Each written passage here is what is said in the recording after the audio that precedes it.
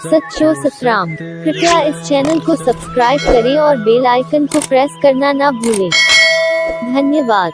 सच्चो सतराम। तंहिंजे करे संसार में कर्म जो फल होगा ऐं उनखे बणाइण जे लाइ असांखे सभु हिक ॿिए जी इज़त कंदा आहियूं, हिक ॿिए सां संस्कार सां हलंदा आहियूं, प्यार सां हलंदा आहियूं, असांजो पूरो जीवन बणिबो आहे, असांजी ज़िंदगी बनबी आहे। इन करे हिननि संतनि महात्माउनि खे ॾिसंदासीं, एतिरी पहुच हूंदे एतिरो हलंदे पोइ बि सभु सच में हलंदा आहिनि। नंढो हुजे वॾो हुजे हर हिक सां प्यार सां मोहबत सां, इन करे उहो सभु नंढे वॾे सां चङो हलंदा आहिनि।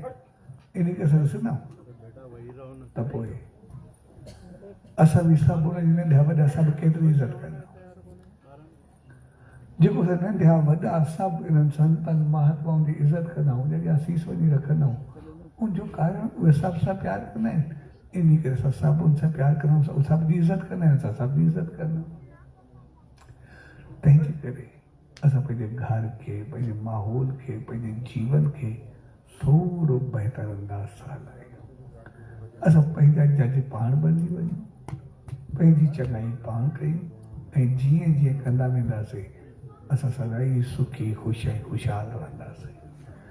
इन करे असां चऊं असांखे को लुकाए करे ग़लति कंदासीं, असां कर्म जे फल को कॾहिं कुझु न लुकाईंदा आहियूं। उहो पंहिंजो कमु कंदो, तंहिंजे करे असां थोरो पाण खे संभाले हलूं, असांजो सभु कुझु सवली वेंदो।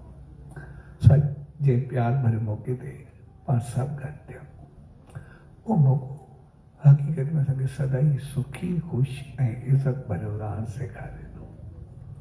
असां सिर्फ़ु थोरो वॾनि जी इज़त कयूं, असांजी नंढा एतिरी इज़त कंदा त सदाई ख़ुशि गुज़ारींदासीं।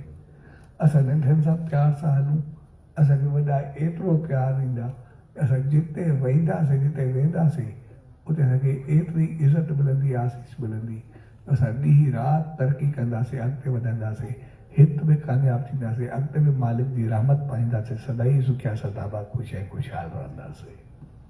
सो अॼु प्यार भरे अवसर ते उन सचे सतगुरु दार, उन ईश्वर दार इहा ई ॻाल्हि जा अरदास वेंदी असां हर रोज़ नेम ध्यानु उन सचे साईं जो कयूं।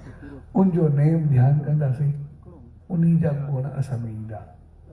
असां छो ॿियनि जूं खिलाऊं कंदासीं त उन्हनि जा अवगुण असांजे अंदरि में अची वेंदा।